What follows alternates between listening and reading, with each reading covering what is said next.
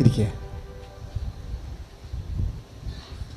പരിശുദ്ധ പരമദിവ്യകാരുണ്യത്തിന് ആരാധനയും സ്തുതിയും പുകഴ്ചയും ഉണ്ടായിരിക്കട്ടെ. ഏറ്റു പ്രാർത്ഥിക്കുക. അമ്മയെ പരിശുദ്ധ അമ്മേ, പരിശുദ്ധ അമ്മയെ പോലെ വചനം പാലിക്കുവാൻ വചനത്തിന് സാക്ഷിയാകുവാൻ ഞങ്ങളെ അനുഗ്രഹിക്കണമേ. പ്രിയമക്കളെ, വചനം ലളിതമായി പാലിക്കാൻ വേണ്ടിയാണ് നമ്മൾ ഉടമ്പടിക്കാലത്ത് പ്രത്യേകം ശ്രദ്ധിക്കേണ്ടത്. വചനം ഇപ്പോഴും പാലിക്കുമ്പോൾ ചിലർക്ക് കൂടുതൽ വെയിറ്റ് തോന്നണുണ്ട്, അതായത് ഭാരം തോന്നണുണ്ട്. ശരിക്കും വചനം പാലിക്കാൻ അത്രയും ഭാരം വരേണ്ട കാര്യമില്ല. നമുക്ക് ഒരു അഭിഷേകം കിട്ടിയാൽ മതി വചനം പാലിക്കാൻ. കാര്യം വചനം ഉടമ്പടിയുടെ ഒരു മർമ്മമെന്ന് പറയണത്, ഉടമ്പടി പ്രാർത്ഥനയുടെ മരിയൻ ഉടമ്പടി പ്രാർത്ഥനയുടെ മർമ്മം എന്ന് പറയണത്. അച്ഛൻ പറയും, നിങ്ങളൊരു 3 മാസം പ്രാർത്ഥിക്കേണ്ട കാര്യം വചനം പാലിക്കണമെങ്കിൽ 3 ആഴ്ച കൊണ്ട്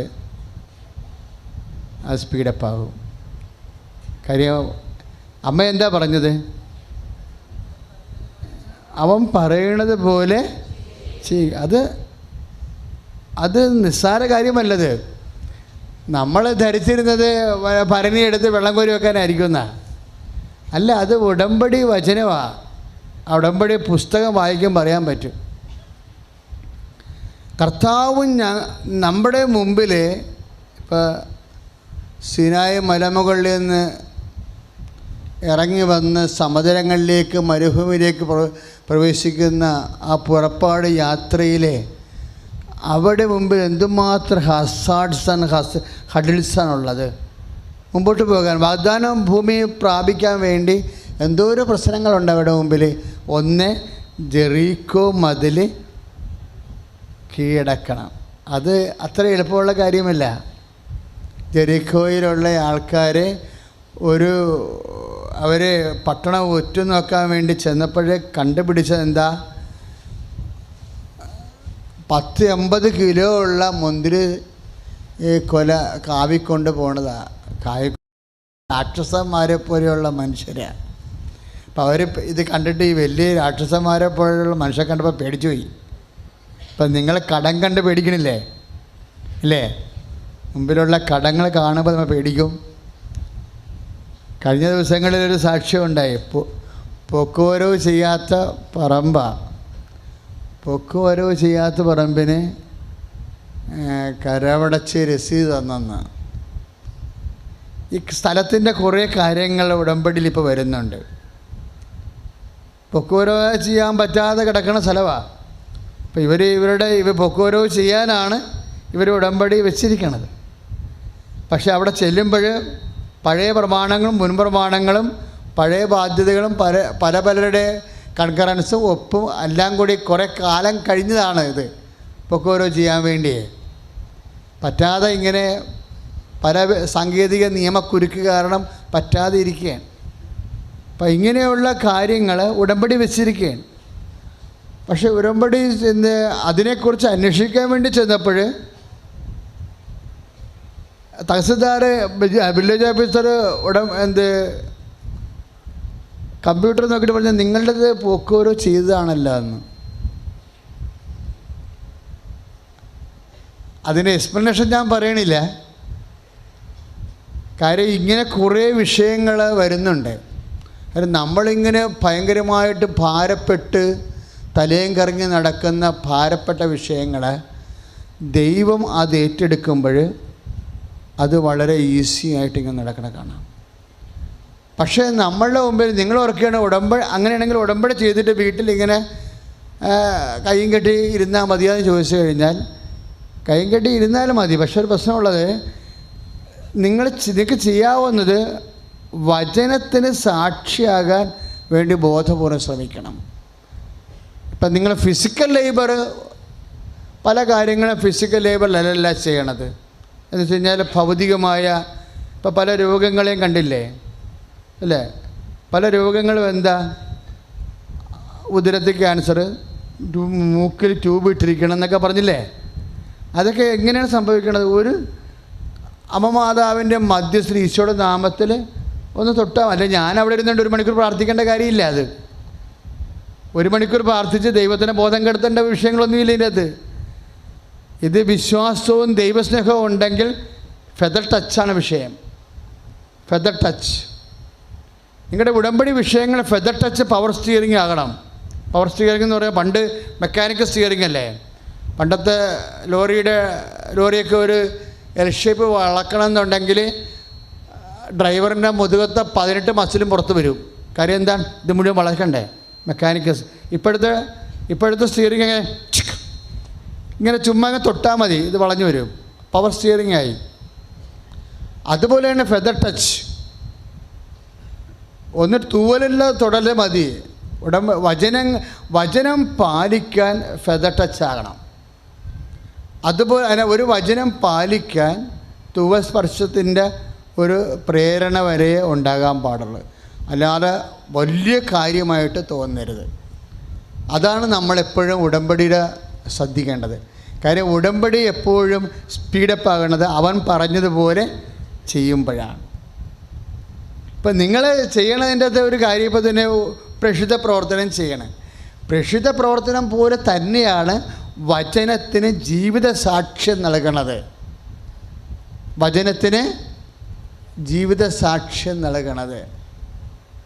ഇപ്പോൾ വചനത്തിന് ജീവിത സാക്ഷ്യം നൽകുമ്പോൾ ആ സാക്ഷ്യത്തിൻ്റെ ഒരു അരൂപിയുണ്ട്. സാക്ഷ്യം എപ്പോഴും വേദസാക്ഷ്യമാണ്, രക്തസാക്ഷ്യമാണെന്നറിയണത് അത് എന്ത് ചെയ്തു എന്നല്ല,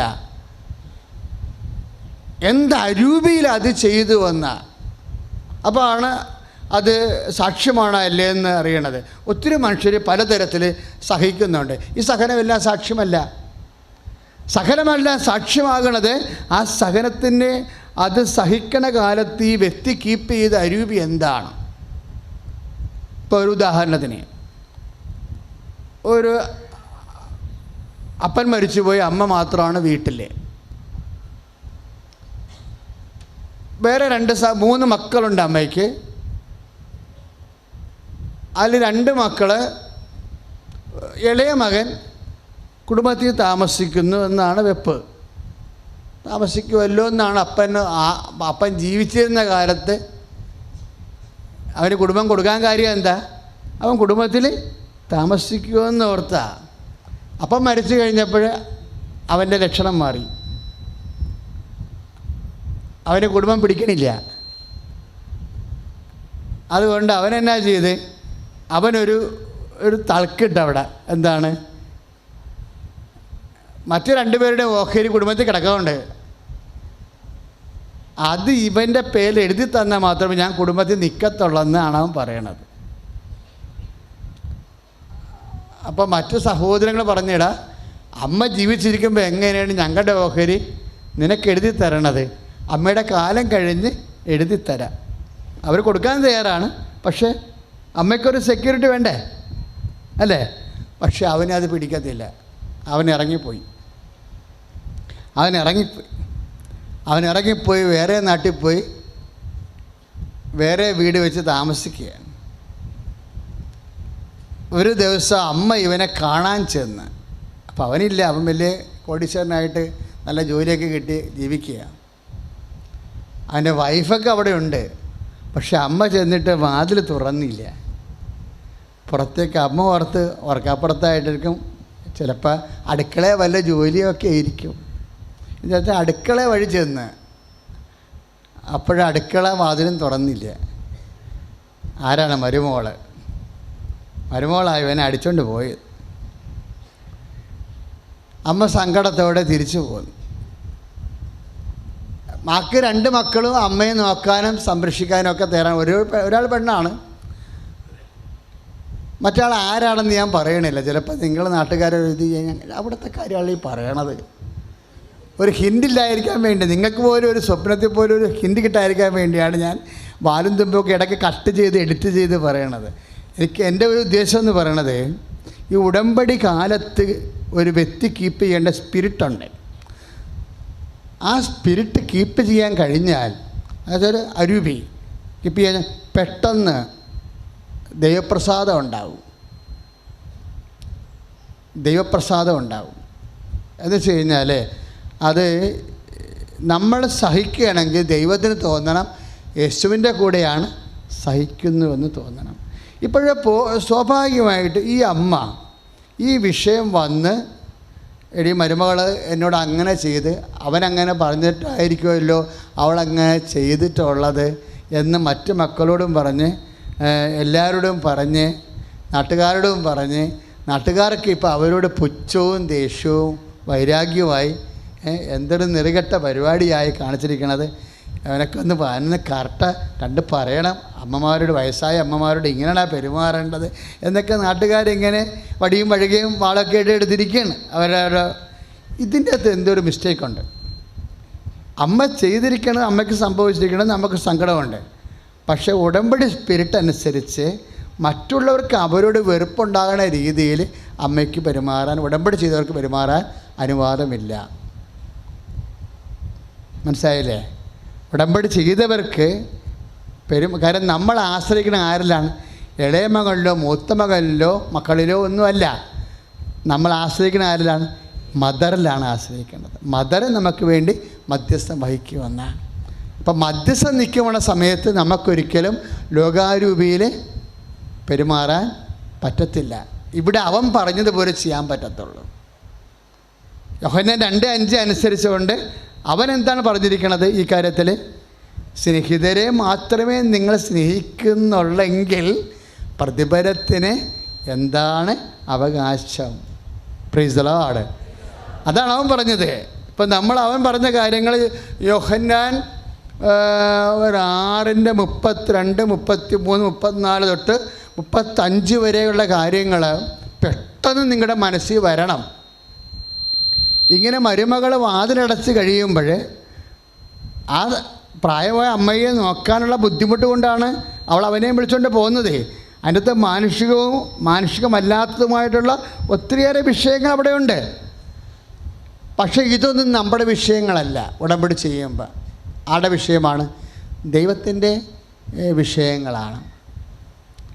എന്താ കാര്യം എന്ന് വെച്ച് കഴിഞ്ഞാൽ, ഈ മക്കൾ കൂടെ ഉണ്ടെങ്കിൽ എന്ത് സംഭവിക്കും?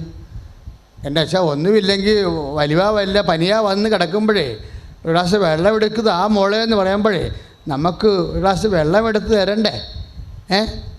അപ്പോൾ ഞാൻ തിരിച്ചു ചോദിക്കും, അപ്പം അങ്ങനെ പിന്നെ ഞങ്ങളെങ്ങനെ വെള്ളം ഇറങ്ങാതെ മരിക്കുമല്ലോ ഈ കണക്കിന്? ഞങ്ങൾക്ക് ഭാര്യയും മക്കളൊന്നും ഇല്ലല്ലോ, ഞങ്ങൾ ഒറ്റക്കല്ലേ താമസിച്ചത്. ഇപ്പം ഞാനാണെങ്കിൽ അവിടെ താമസിക്കുന്ന സ്ഥലത്ത് ആ ചുറ്റുവട്ടങ്ങളിൽ പോലും ആളുമില്ല, ആരും വിളിച്ചാൽ പോലും വരത്തില്ല. അപ്പോൾ എന്താ പ്രശ്നം? നമുക്കൊരാളുണ്ടായിട്ട് അയാൾ നമ്മളെ സഹായിക്കണത് ഒരു കാര്യം, നമുക്കാരുമില്ല, ആ വെള്ളം കുടിക്കാനുള്ളൊരു അവസ്ഥ ദൈവം ഉണ്ടാക്കണില്ല എന്നുണ്ടെങ്കിൽ അത് വേറെ കാര്യം. പറഞ്ഞാൽ മനസ്സിലായില്ലേ? ഏതാണ് ഇതിന് നല്ലത്? തൽക്കാലം നമുക്ക് ആരുമില്ല, ദൈവം അങ്ങനെ നമുക്ക് ആൾക്കാരെ ആശ്രയിക്കാൻ പറ്റിയ ഒരവസ്ഥ ദൈവം ഉണ്ടാക്കണില്ലെന്ന് വിചാരിച്ചു ഇല്ലേ? അതാർക്ക് കഴിയും? ദൈവത്തിന് കഴിയും. പരമാവധി ദൈവത്തിൽ ആശ്രയിച്ചാണ് ജീവിതത്തെ ക്രമീകരിക്കേണ്ടത്. ഒത്തിരി ആൾക്കാരുണ്ടാകുകയും ചെയ്യും. അതുകൊണ്ട് പൗലോസ് പറയും, ഈ പരസ്പര സ്നേഹമല്ലാതെ വേറെ കമ്മിറ്റ്മെൻ്റൊന്നും ഉണ്ടാവരുതെന്ന് ആരോടും. എന്താ കാര്യം? വേറെ കമ്മിറ്റ്മെൻ്റ് ഉണ്ടാകണത് ദൈവത്തോട് മാത്രമായിരിക്കണമെന്ന്. നിങ്ങൾ പലരോടും ആവശ്യത്തിലേക്കേറെ ബാധ്യതപ്പെട്ടിരിക്കുന്ന കാരണം എന്നാ പറ്റുമെന്നറിയാവോ? ബാധ്യതകൾ വളർന്ന് ഓരോ ബാധ്യത കൂടുന്തോറും യഥാർത്ഥ കടമെന്ന് പറയുന്നത് സാമ്പത്തിക കടം അല്ല. യഥാർത്ഥ കടമെന്ന് പറയുന്നത് ദൈവത്തെ ഒഴിവാക്കിക്കൊണ്ട് മനുഷ്യനോട് വരുന്ന ബാധ്യതകളാണ്. എന്താ അച്ഛൻ ഇങ്ങനെ പറയുന്നറിയാവോ? ഇപ്പം നിൻ്റെ ആങ്ങള പ്രാർത്ഥനാ സമയത്ത് അവൻ കാനഡയിൽ നിന്ന് വീട്ടിൽ കയറി വരികയാണ്. നമ്മുടെ വീട്ടിൽ പ്രാർത്ഥിക്കാൻ പോവുകയാണേ, പ്രാർത്ഥനയ്ക്ക് തിരികെ എത്തിക്കാൻ പോവുകയാണ്. അപ്പോഴാണ് ആങ്ങള വന്നത്. വണ്ടി വന്ന് നിന്നപ്പോൾ തന്നെ കുടുംബത്തിൻ്റെ കാലാവസ്ഥ മൊത്തം മാറുകയാണ്. എന്താ കാര്യം? നിൻ്റെ മകൻ മൂത്തവൻ അവനെ കാനഡയിൽ വിസ കൊണ്ടുപോകാമെന്ന് പറഞ്ഞിട്ടുള്ള ആളാണിത് ഇല്ലേ? ഇവൻ്റെ കയ്യിലാണ് നിൻ്റെ കുടുംബത്തിൻ്റെ ഭാവി ഇരിക്കണമെന്നാണ് നീ ധരിച്ച് വെച്ചിരിക്കുന്നത്. അതോടുകൂടി നിൻ്റെ പ്രാർത്ഥനാ തിരി നീ ഊതിക്കെടുത്തു. പിന്നെ എന്താ പ്രശ്നം? ആങ്ങളെ സോപ്പിടുക, പിന്നെ നിൻ്റെ ഭർത്താവിനെ ബിവറേജിൽ വിടുക, പിന്നെ സീൻ മാറുകയാണ്. ആങ്ങളെ സുഖിപ്പിക്കുക, അവന് നല്ല ഭക്ഷണം കൊടുക്കുക, അവനെ സന്തോഷിപ്പിക്കുക, നാളെ നിൻ്റെ മകൻ്റെ വിസ റെഡിയാക്കുക, കുറേ വിഷയങ്ങൾ ഇങ്ങോട്ട് വരും. അതോടുകൂടി പ്രാർത്ഥന കട്ട് ചെയ്യും. ഇപ്പം എന്താ പ്രശ്നം? ഈ മകൻ്റെ വിസ പ്രശ്നം ആങ്ങളയോട് നിനക്ക് അമിത ബാധ്യത ഉണ്ടാക്കുന്നുണ്ട്. ഇതാണ് കടമെന്ന് പറയണത്. ബാധ്യത എന്ന് പറഞ്ഞാൽ ഇതാണ്. ഉടമ്പടി കാലത്ത് അല്ല, എല്ലാ കാലത്തും ശ്രദ്ധിക്കേണ്ടതാണ്. ഉടമ്പടി കാലത്ത് പ്രത്യേകം ശ്രദ്ധിക്കണം ബാധ്യത ആരോടാണെന്ന്. ഒറ്റ ആളോട് മാത്രമേ നിനക്ക് ബാധ്യത പാടുള്ളൂ. ആരോടാ? ദൈവത്തോട് മാത്രം. ഈ സാക്ഷ്യം പറഞ്ഞ കക്ഷികളില്ലേ, ബാധ്യത കുറയും തോറും മനുഷ്യന്മാരോടും പ്രസ്ഥാനങ്ങളോടും വ്യക്തികളോടും ശേഷക്കാരോടും ബാധ്യതകൾ കുറയും തോറും ദൈവത്തോട് ബാധ്യത കൂടും തോറും ഉടമ്പടി പെട്ടെന്ന് സ്പീഡപ്പാകാൻ തുടങ്ങും. ശ്രുതിയുടെ ഹല്ലേലൂയ, ശ്രുതിയുടെ hallelujah, hallelujah, hallelujah, hallelujah, hallelujah. കരങ്ങൾ ഉയർത്തിക്കൊണ്ട് സ്തുതിക്കട്ടെ. Hallelujah, hallelujah, hallelujah, hallelujah, hallelujah, hallelujah, hallelujah, hallelujah.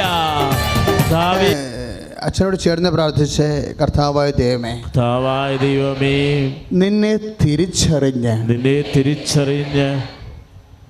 സ്നേഹിക്കുവാൻ നിന്റെ വചനങ്ങള് ലളിതമായി മനസ്സ് ഭാരപ്പെടാതെ നടപ്പിൽ വരുത്തുവാൻ സുവിശേഷത്തിന് സാക്ഷിയാകുവാൻ പരിശുദ്ധാത്മാവിനാൽ എന്നെ അഭിഷേകം ചെയ്യണം.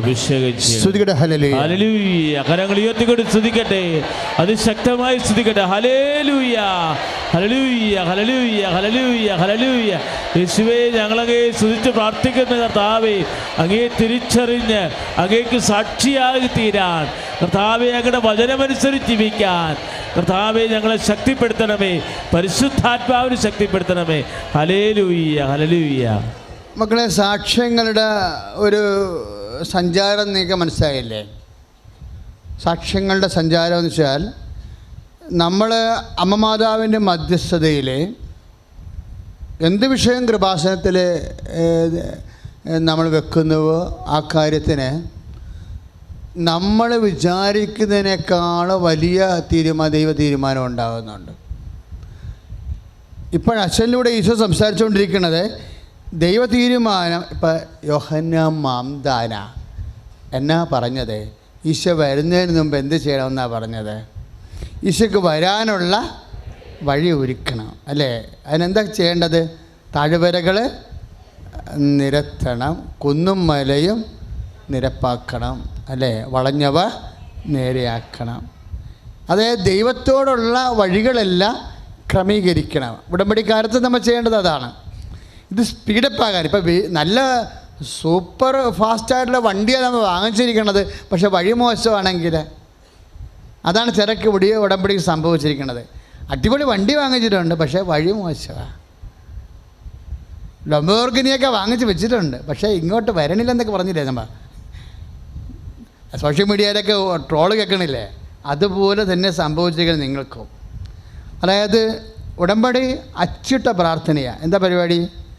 അവൻ പറയണത് പോലെ ചെയ്യുക. അത് കഴിയുമ്പോൾ ബാക്കി അവൻ ചെയ്യും. ആ ഉടമ്പടി വചനമെന്ന് പറയണത്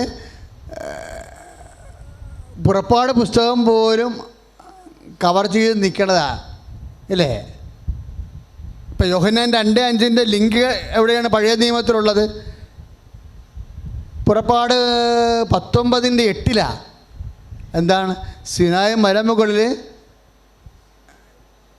ഇനി വാഗ്ദാന നാട് പ്രാപിക്കും വരെ ഈ ജനതയ്ക്ക് ഉള്ള അസൈൻമെൻറ്റുകളുണ്ട്, ഹോംവർക്കുകൾ. അത് ഇത്തിരി ടിഡിയസാണ്, ഇത്തിരി ബുദ്ധിമുട്ടാണ്. എന്താ? ജെറിക്കോ പട്ടണം പൊടിക്കണം, ജോർദാൻ പിളർത്തണം. ഒറ്റ നടക്ക് പോണ കാര്യമല്ല. അപ്പം ജോർദാൻ പിളർത്തണം, ജെറിക്കോ പട്ടണം പൊടിക്കണം, ജബൂസേരെ അവിടെ നാട്ടി ഓടിക്കണം. യുദ്ധമാണ് വരാൻ പോണത്. യുദ്ധത്തിൻ്റെ കുഴപ്പം എന്താണെന്ന് അറിയാമല്ലോ. എന്നാ യുദ്ധത്തിൻ്റെ കുഴപ്പം? ഇവർ 6000 പേരുണ്ടെങ്കിൽ ശത്രുക്കൾ 60,000 പേരുണ്ടാവും. 60,000 പേരുണ്ടെങ്കിൽ ശത്രുക്കൾ 6 ലക്ഷം പേരുണ്ടാവും. പിന്നെ എന്തു ചെയ്യും? ബൈബിൾ എപ്പോഴും അങ്ങനെയാണ്. യുദ്ധം ചെയ്യുമ്പോൾ മറുപക്ഷത്തായിരിക്കും ആൾ കൂടുതൽ. അത് കാനനൈറ്റ്സ് ആയാലും ജബൂസിയരായാലും കാനങ്കാരായാലും ഫിലിസ്തീയരായാലും എപ്പോഴും ഇസ്രായേൽ യുദ്ധത്തിന് പോകുമ്പോൾ മറുവശത്ത് 30,000 ഉണ്ടെങ്കിൽ ഇവിടെ 3,000 ഉണ്ടാകത്തുള്ളൂ. ഇത് വായിക്കുമ്പോൾ നമുക്ക് ഭയങ്കര ത്രില്ലടിക്കും. കാര്യം എവിടെയെല്ലാം യുദ്ധമുണ്ടെന്ന്, യുദ്ധത്തിൻ്റെ വാളും പരിചയത്തിൻ്റെ കിലുക്കം ബൈബിളിൽ കേട്ട് കഴിഞ്ഞാൽ നമ്മൾ നോക്കിയാൽ മതി. ഇസ്രായേലിൻ്റെ കയ്യിൽ 3,000 പേരെ ഉണ്ടാകത്തുള്ളൂ, അവിടെ 30,000 പേരുണ്ടാവും. ഇവരുടെ കയ്യിൽ 7,000 പേരുണ്ടെങ്കിൽ അവിടെ 70,000 പേരുണ്ടാവും. എപ്പോഴും ശത്രുക്കൾ ശക്തന്മാരായിരിക്കുകയും. അപ്പോഴും ദൈവം എന്താണ് ചെയ്യണതെന്നാണ് ബൈബിൾ പറയണത്. മോശ എന്താ പറഞ്ഞത്? കർത്താവ് നിങ്ങൾക്ക് വേണ്ടി യുദ്ധം ചെയ്യും.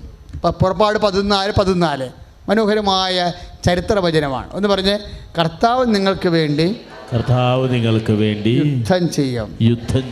നിങ്ങൾ മൗനമായി ഇരുന്നാലും മതി. മൗനമായി ഇരുന്നാൽ മതി എന്ന് പറഞ്ഞതിൻ്റെ അർത്ഥം എന്താണ്? ഹൃദയത്തിൽ സംഗ്രഹിച്ചുകൊണ്ടിരുന്നാൽ മതി എന്നാണ്. മോശസ് പറഞ്ഞതിന് മറിയമാണ് ശരിക്കും പറഞ്ഞ ഭാഷ്യം കൊടുത്തത്. നമ്മുടെ ശത്രുക്കൾ നമുക്ക് താങ്ങാൻ പാടില്ലാത്ത ഒരു ഭാരമാണ് മുന്നിൽ വരണമെന്നുണ്ടെങ്കിൽ ഈ പുറപ്പാട് 14 ലിങ്ക് ചെയ്യണത് ലൂക്ക 2:19 അല്ലെങ്കിൽ ലൂക്ക 2:52 എന്താ ലിങ്ക് ചെയ്യണത്?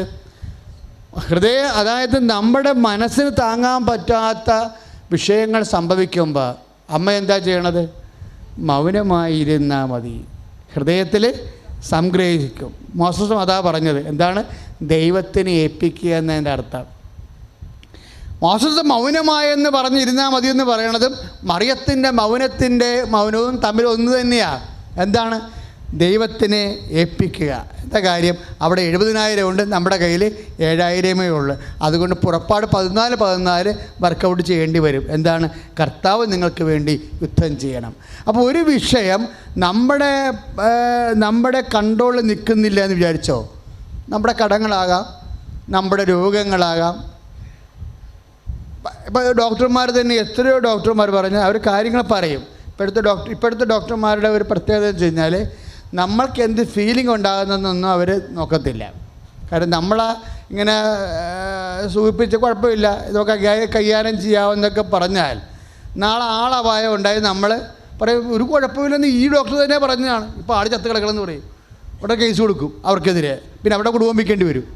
അത് കാരണം അവർ പറയും കുഴപ്പങ്ങളുണ്ട്, ഇന്ന കുഴപ്പങ്ങളുണ്ട്, അതിന് ഇന്ന മരുന്നുകളാണ് ഉള്ളത്, അല്ലെങ്കിൽ ഇന്ന ഓപ്പറേഷൻ ഉണ്ട്, അതുണ്ടായാലും ഇത്ര ശതമാനമേ റിക്കവറി ഉള്ളു. എല്ലാം പച്ചക്ക് മുഖത്ത് നോക്കി രോഗിക്ക് മിക്കവാറും 120 പ്രഷറെങ്കിൽ ഡോക്ടറുടെ നിന്ന് ഇറക്കുമ്പോൾ 180 അതാണ് ഇപ്പോൾ എല്ലാ ഡോക്ടർമാരുടെ എങ്ങനെയാണ്. അത് കേൾക്കുമ്പോൾ നമുക്ക് മനസ്സിലാകും ദൈവം മാത്രമേ നമുക്കുള്ളത്. അതാണ് സംഭവം. അപ്പം നമ്മുടെ മുമ്പിലുള്ള കാര്യങ്ങൾ, നമ്മൾ സംഭവിക്കുന്ന കാര്യങ്ങളും നമ്മൾ മുമ്പിലുള്ള കാര്യങ്ങളും തമ്മിൽ ടാലിയാകാതെ വരും. അത് ടാലി ആകാഞ്ഞിട്ടല്ല മക്കളെ, നിങ്ങളുടെ എൻ്റെയോ ജീവിത പ്രശ്നങ്ങൾ നമ്മുടെ കഴിവിനപ്പുറത്താകണത് ജീവിതത്തിൽ നമ്മൾ പരാജയപ്പെടുമെന്നുള്ള സൂചന അല്ലേ ഉള്ളത്. എന്താണ്? നമുക്ക് ചെയ്യാനോ നമ്മൾക്ക് പരിഹരിക്കാനോ പറ്റാത്ത പ്രശ്നങ്ങളെ പരിഹരിക്കണമെന്ന് കർത്താവ് ആഗ്രഹിക്കുന്നില്ല എന്നുള്ളതാണ് സത്യം. പിന്നെ ആര് പരിഹരിക്കും? നമ്മൾക്ക് പരിഹരിക്കാൻ പറ്റാത്ത പ്രശ്നങ്ങൾ വന്നെങ്കിൽ പിന്നെ അതാരാ പരിഹരിക്കേണ്ടത്? കർത്താവാണ് പരിഹരിക്കേണ്ടത്. അതിനെന്ത് ചെയ്യണമെന്നാണ് ബൈബിൾ പറയണത്. എന്താ പറയണത്? അവൻ പറഞ്ഞതുപോലെ ചെയ്യണം. അതാണ് സംഭവം. അതാണ് ജോർദാൻ പിളർത്തും മുമ്പ്, ജോർദാനൊക്കെ പിളർത്തി എങ്ങനെയാണ് പറഞ്ഞത്? ജോർദാൻ കരകവിഞ്ഞ്, ഞങ്ങൾ ജോർദാനിൽ ചെല്ലുമ്പോൾ പോലും ജോർദാൻ നദി ഇത്ര കണ്ട് ആ ഗേറ്റ് വരെ വീതിയുണ്ട്. ജോർദാൻ നദി ഞങ്ങൾ നിന്ന സ്ഥലത്ത് ഗേറ്റ് വരെ വീതിയുണ്ട്. അത് നല്ല സമ്മറിലാണ് പോയത്, വേനൽക്കാലത്ത് നദി വറ്റിക്കിടക്കുമ്പോഴാണ്. എന്നിട്ട് പോലും ഇറങ്ങുകയാണെങ്കിൽ 2-3 ആൾ താഴ്ച ഉണ്ടത്. ഈ ജോഷുവയുടെ കാലത്തെ ജോർദാൻ എന്ന് പറയുമ്പോൾ ഇതിൻ്റെ 3 ഇരട്ടിയുണ്ട്. പക്ഷേ ഇതെങ്ങനെ ചെയ്യണത്? ഇവർ കൊണ്ടുപോയി ഉടമ്പടി പേടകം, അതിലെന്തായിരിക്കണത്? കർത്താവിൻ്റെ വചനം, പിന്നെ എന്താണ്? ആകാശത്തു നിന്ന് മന്ന പൊഴിച്ച മന്ന, പിന്നെ എന്താണ്? അഹരോൻ്റെ പൂത്തവടി. ആ രണ്ട് കാര്യങ്ങളും പ്രശ്നമാണ്. ഒന്ന് ഉണക്കവടിയാണ്, കർത്താവ് തൊട്ടപ്പോഴത് തളർത്ത്. മറ്റത് ഭക്ഷണമില്ല ഈ ഭൂമിയിൽ, ദൈവം അറിയാത്ത ഭക്ഷണം ആകാശത്ത് നിന്ന് കൊടുത്തതാണ്. അപ്പോൾ തീരുമാനം എപ്പോഴും വരണത് എവിടെ നിന്നായിരിക്കും? മുകളിൽ നിന്നായിരിക്കും വരണത്. ഈ രണ്ട് സംഭവമാണ് ഉടമ്പടി അകത്തിരിക്കണത്. ഇത് ഈ ദൈവ സാന്നിധ്യത്തെയും കാവിക്കൊണ്ട് പുരോഹിതന്മാരുടെ കാൽപാദങ്ങൾ ജോർദാനിൽ നനയുമ്പോൾ ജോർദാൻ വിണ്ടുമാറി. ഇങ്ങനെ അതാരാ വിണ്ടുമാറ്റണത്? ദൈവം. ഞാനെപ്പോഴും ശ്രദ്ധിച്ചിരിക്കണത്, പഴയ നിയമ വിശ്വാസം, പഴയ കാലങ്ങളിലെ വിശ്വാസം ഇന്ന് സാധ്യമാണെന്ന് തന്നെയാണ്. എന്നോട് പലരും പറഞ്ഞു, അച്ഛൻ്റെ വിശ്വാസങ്ങളിൽ യുക്തിയില്ല എന്ന് പറയുന്നുണ്ട്. അപ്പോൾ ഞാൻ ചിരിക്കും. കാര്യം യുക്തി എന്താ? അച്ഛന് വിശ്വാസമാണ് കൂടുതലായിട്ട് അച്ഛൻ പ്രൊമോട്ട് ചെയ്യണത്. പക്ഷെ അതിനകത്ത് യുക്തിയില്ല. യുക്തി ചേർന്ന വിശ്വാസം പറയണമെന്ന് അച്ഛന്മാർ തന്നെ എന്നെ ഉപദേശിച്ചിട്ടുണ്ട്. അപ്പോൾ ഞാൻ പറയും, യുക്തിപൂർവ്വം ഒരാൾ സംസാരത്തിന് പണി കിട്ടിയ ആളാണ് ഈ ഇരിക്കണത്. നീ ഗർഭം ധരിച്ചൊരു പുത്രനെ പ്രസവിക്കുമെന്ന് പറഞ്ഞില്ലേ? ഇല്ലേ? നീ ഗർഭം ധരിച്ച പുത്രനെ പ്രസവിക്കും. യാക്കോബിൻ്റെ ഗോത്രത്തിൽ അവൻ രാജാവായിരിക്കും. ദാവീദിന് സിംഹാസനം അവന് നൽകപ്പെടും. യാക്കോബിൻ്റെ ഗോത്രത്തിൽ വലിയവനായിരിക്കും. ഇങ്ങനെ മംഗളവാർത്ത പ്രവചനങ്ങൾ നടത്തിയപ്പോൾ അമ്മ ഒറ്റ ചോദ്യം ചോദിച്ചു. വളരെ യുക്തിപൂർവമായിട്ടാണ് ചോദിച്ചത്. എന്താ ചോദിച്ചത്? ഇതെങ്ങനെ സംഭവിക്കും? ഞാൻ പുരുഷനെ അറിയുന്നില്ലല്ലോ. യുക്തിപരമാണ്. ഒരു കുട്ടി ഉണ്ടാകണം, ഒരു കുഞ്ഞുണ്ടാകണമെങ്കിൽ സ്ത്രീ പുരുഷ സംയോഗം വേണമെന്നുള്ളത് സ്വാഭാവികമായ യുക്തിയാണ്. ആ യുക്തിയാണ് അമ്മ ചോദിച്ചത്, റീസണാണ് അമ്മ ഉപയോഗിച്ചത്. അപ്പോൾ മാലാഖ പറഞ്ഞു, മേരി നീ റീസണബിളായിട്ടാണ് സംസാരിക്കുന്നത്, റീസണിൻ്റെ അപ്പുറത്ത് കാര്യങ്ങളുണ്ടെന്ന് പറഞ്ഞു. നീ ബുദ്ധിപരവും യുക്തിപരവുമായിട്ടാണ് എന്നോട് സംസാരിച്ചത്. ഈ യുക്തിയുടെ അപ്പുറത്ത് കാര്യങ്ങളുണ്ട്. എന്താണ് യുക്തിയുടെ അപ്പുറത്തുള്ള കാര്യങ്ങൾ? പരിശുദ്ധാത്മാവ് നിൻ്റെ മേൽ വരും. Praise the lord. അത്യുന്നതൻ്റെ ശക്തി നിന്നെ പ്രവർത്തിക്കും. ഒന്ന് പറഞ്ഞേ, അത്യുന്നതൻ്റെ ശക്തി നിന്നെ പ്രവർത്തിക്കും. അതാണ് യുക്തിയുടെ അപ്പുറത്തുള്ളത്. എന്താണ്? ശക്തിയാണ്. കൈയടിച്ച് കർത്താവ് ഹല്ലേലൂയ, യേശുവേ സ്തോത്രം, hallelujah, hallelujah, hallelujah, hallelujah, hallelujah, hallelujah. കരങ്ങളുയർത്തിക്കൊണ്ട് സ്തുതിക്കട്ടെ. ഹല്ലേലൂയ. കരങ്ങളുയർത്തി ശക്തമായി സ്തുതിക്കട്ടെ. യേശുവേ സ്തോത്രം, യേശുവേ ആരാധന. Hallelujah, hallelujah, hallelujah. യേശുവേ നന്ദി, യേശുവേ സ്തോത്രം, യേശുവേ ആരാധന. ഹല്ലേലൂയ വരെയുള്ള വചനങ്ങളാണ് ഇപ്പോഴും ഈശോ നമുക്ക് അനുസ്മരിപ്പിച്ച് തന്നത്. അതായത് ഇതിൻ്റെ യുക്തി എന്താണ്? ഇതെങ്ങനെ സംഭവിക്കും? ഞാൻ പുരുഷനെ അറിയുന്നില്ലല്ലോ. അപ്പം ദൈവം എന്താ പറഞ്ഞത്? ഇത് യുക്തിയിലല്ല വർക്ക് ചെയ്യണത്, ദൈവത്തിൻ്റെ ശക്തിയിലാണ്. അപ്പോൾ യുക്തിയിൽ വർക്ക് ചെയ്യാത്ത കാര്യങ്ങളെല്ലാം എങ്ങനെ വർക്ക് ചെയ്യണം? ശക്തിയിൽ വർക്ക് ചെയ്യണം. അത്രയുള്ള കാര്യങ്ങളാണ്. ഇപ്പം നീ 10 പ്രാവശ്യം IELTS എഴുതി തോറ്റ്, അപ്പോൾ യുക്തിയിൽ അത് വർക്ക് ചെയ്യുന്നില്ലല്ലോ. എന്താ കാര്യം? നിനക്കറിയാം നിൻ്റെ ഫീസ് സ്പീക്കിംഗ് എന്താണെന്ന് നിനക്കറിയാം, നിൻ്റെ റൈറ്റിങ്ങിൻ്റെ ക്വാളിറ്റി നിനക്കറിയാം. 10 പ്രാവശ്യം എഴുതുമ്പോൾ അതിൻ്റെ മൊഡ്യൂൾസിന് നിനക്ക് കിട്ടുന്ന കവറേജ് നിനക്കറിയാം. യുക്തി അവിടെ പരാജയപ്പെട്ടിരിക്കുകയാണ്. ഇന്നും ഉണ്ടായിരുന്ന ഒരു സാക്ഷ്യം. 4 പ്രാവശ്യം IELTS എഴുതി തോറ്റു, 5-ാം പ്രാവശ്യം എഴുതി ഉടമ്പടി ചെയ്തു, ജയിച്ചു. എന്താ കാര്യം? അവിടെ 4 പ്രാവശ്യം യുക്തിയാണ് വർക്ക് ചെയ്തത്, തോറ്റു. പിന്നെന്താ വർക്ക് ചെയ്തത്? ശക്തി വർക്ക് ചെയ്തത്. അതാ ലൂക്ക 1:34-35. ഇതെല്ലാം മരിയൻ മെക്കാനിസംസാണ്. അതായത് എവിടെയെങ്കിലും യുക്തി, ഇപ്പം നിനക്ക് കടമുണ്ട്, ഇപ്പം നിനക്ക് 1 കോടി കടമുണ്ട്. ഞാനെപ്പോഴും കടക്കാരെ ഇപ്പോൾ പ്രത്യേകം ശ്രദ്ധിക്കുന്നുണ്ട്. കാര്യം കേരളം മുഴുവൻ കടത്തിൽ വരികയാണ് ആൾക്കാർ, ഇക്കോണമി ചേഞ്ച് ചെയ്തതിൻ്റെ പേരിലും പിന്നെ നമ്മൾ അറിയാതെ എടുത്ത ചില വിശ്വാസത്തിൻ്റെ പേരിലും. ചില ആൾക്കാരെ വിശ്വസിച്ചല്ലേ നമ്മൾ ചില കാര്യങ്ങൾ ചെയ്യണത്. അവർ നമ്മളെ പറ്റിക്കുമ്പോഴും നമ്മൾ വല്ലാണ്ടായി പോകും. ചില സമയത്ത് പെട്ടെന്ന് ചില നമ്മളുടെ ഇപ്പോൾ ഒരു സഹോദരൻ പറഞ്ഞു, അച്ഛാ ഞാൻ കയറ്റി വെച്ച ചെമ്മീനെല്ലാം തിരിച്ചു പോരുകയാണെന്ന്.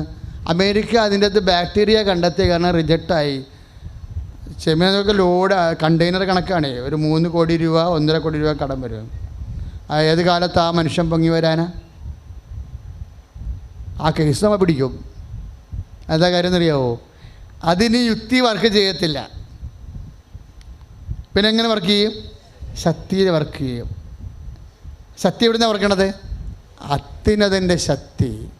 ഈ ശക്തി നമ്മളിലേക്ക് വരുന്നതിന് വേണ്ടിയാണ് നമ്മൾ പരുവപ്പെട്ട് കൊടുക്കുന്നത്. അവൻ പറയണത് പോലെ ചെയ്ത് ശക്തി ലാൻഡ് ചെയ്യാൻ പറ്റുന്ന രീതിയിൽ നമ്മുടെ ആത്മാവിനെ നമ്മൾ പരുവമാക്കുകയാണ്. അതാണ് ഞങ്ങൾ കൗൺസിലേഴ്സിനെ വെച്ച് വളരെ കാർക്കശമായിട്ട് നിൽക്കുന്നതിൻ്റെ കാര്യം അതാണ്.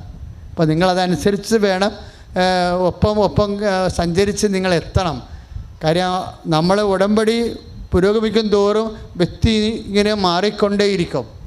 ദൈവത്തിൻ്റെ കൃപ കിട്ടാൻ പറ്റുന്ന രീതിയിൽ നമ്മളിങ്ങനെ ചേഞ്ച് ആയിക്കൊണ്ടിരിക്കും. ഉടമ്പടി കൃത്യമായിട്ട് ദൈവസ്നേഹത്തോടെയാണ് ചെയ്യണതെങ്കിൽ.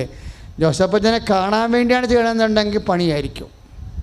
ചില ആൾക്കാർ അങ്ങനെ ചെയ്യുന്നുണ്ട്. എങ്ങനെയെങ്കിലും ഒന്ന് കണ്ടിട്ട് വേണം, ഇതെല്ലാം തീർത്തിട്ട് വേണം അച്ഛനെ കാണാൻ. അവൻ്റെ കാര്യം നടക്കത്തില്ല ഉറപ്പായിട്ട്. എന്താ കാര്യം എന്നറിയാവോ? നിങ്ങൾ ആ ഉടമ്പടിയുടെ സ്പിരിറ്റിലല്ല ചെയ്തിരിക്കണത്.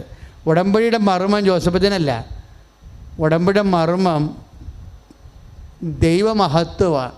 ചെയ്യേണ്ട ഒരു പത്രം വരെ നമ്മൾ കൊടുക്കണത് ഉള്ളിൽ പ്രാർത്ഥിച്ച് കൊടുക്കണം. കർത്താവേ, ഞാൻ അറിഞ്ഞതുപോലെ ഈ പത്രം വായിക്കുന്നവർ ദൈവത്തിനെ അറിഞ്ഞ് അവരുടെ ആത്മാവ് രക്ഷപ്പെടാൻ ഇടയാക്കണേ എന്ന് പ്രാർത്ഥിക്കണം. അല്ലാതെ ഇതെങ്കിൽ നാശം ഇതെങ്ങനെ കൊടുത്തു തീർക്കണമല്ല, നീ പത്രം നീ കൊണ്ടുപോകും എന്ന് പറഞ്ഞുകൊണ്ട് കൊടുത്തു വിട്ട് കഴിഞ്ഞാൽ അപ്പോഴും അവളുടെ കാര്യത്തിൽ തീരുമാനമാകും. എന്താ കാര്യത്തിൽ എവളെ വേറെ എന്തോ കാര്യം വേണ്ടി വയറ്റിപ്പഴപ്പിന് വേണ്ടി എന്ത് ഇന്തുട്ടി എപ്പോഴും എന്തോ കാട്ടിക്കൂട്ടി ഒപ്പിച്ചിരിക്കുക. ഈ സാധനത്തെ കാണുമ്പോൾ തന്നെ ഞാൻ കയറ്റോടെ അടിക്കും. കറങ്ങിത്തിരിഞ്ഞ് ഒടിഞ്ഞു മടങ്ങി പറ്റിച്ച് അവിടെയും പറ്റത്തില്ല, അവിടെ ഈ ഉടമ്പടി പുതുക്കാതിരിക്കുന്ന ആൾക്കാരെ പറ്റിക്കുക ധൃതിക്ക്. പക്ഷേ ഇവർ സ്പിരിറ്റിലായിരിക്കും ഈ സംഭവം ചെയ്യണത്. നിങ്ങൾ വളരെ അതായത് ഇത് ജീവിക്കണ ദൈവത്തിൻ്റെ ശുശ്രൂഷ ഈ നമ്മൾക്ക് ഈ ലോകത്ത് മാത്രമല്ല നിത്യത വരെ നിങ്ങളെ ഉടമ്പടി സഹായിക്കും. കാര്യം ഈ വിശ്വാസി വേദസാക്ഷിയായി മാറും. ഇതെല്ലാം ഔട്ട് ഓഫ് ലവ് ചെയ്യേണ്ടതാണ്. ദൈവത്തോടുള്ള മരണസ്നേഹത്താൽ ചെയ്യേണ്ട കാര്യങ്ങളാണ്. ഒന്ന് പ്രാർത്ഥിച്ചേ. കർത്താവ് ദൈവമേ, നിന്നോടുള്ള തീഷ്ണതയാൽ നിന്നെ ലോകത്തിന് കൊടുക്കാനുള്ള അപ്പോസ്തല അഗ്നിയഭിഷേകത്താൽ ഉടമ്പടി നിറവേറ്റി ദൈവമഹത്വത്തെ കരയേറ്റുവാൻ എന്നെ ഉപകരണമാക്കണമേ. കരങ്ങൾ ഉയർത്തിക്കൊണ്ട് സ്തുതിക്കട്ടെ.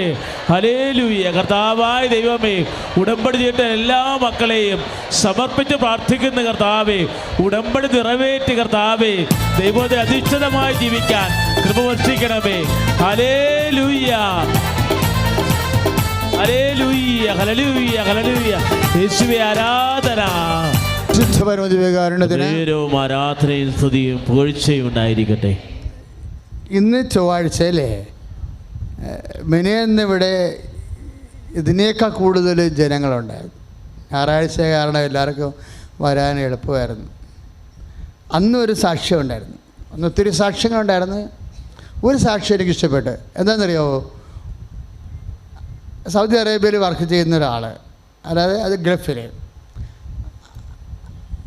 അയാളുടെ സ്പോൺസർ, അയാൾക്ക് വിസ കൊടുത്ത ആൾ സ്പോൺസർ